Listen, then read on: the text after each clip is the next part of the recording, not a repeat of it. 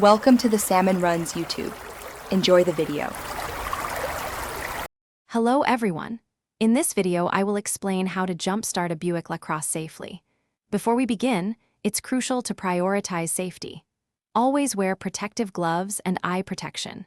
Make sure both vehicles are completely turned off, in park or neutral, and their parking brakes are firmly set. Position the working vehicle close enough so your jumper cables can easily reach, but ensure the vehicles do not touch each other. Now, let's connect the positive cables. First, find the positive Jumpstart terminal on your Buick LaCrosse. It's typically under a red plastic cover in the engine bay. Securely attach one red, positive jumper cable clamp to this terminal. Next, take the other end of the red cable and connect it to the positive terminal of the working vehicle's battery. Ensure all connections are firm and secure. Moving on to the negative cables, take one black, negative clamp and attach it to the negative terminal of the working vehicle's battery.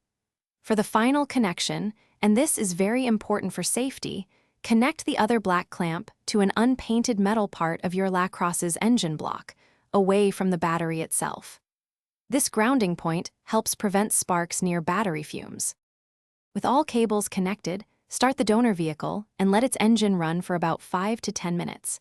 This allows some charge to transfer to your LaCrosse's battery. After this period, try starting your Buick LaCrosse.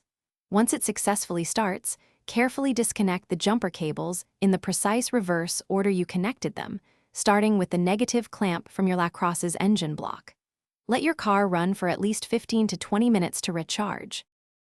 Thanks for watching. Consider subscribing if we helped you.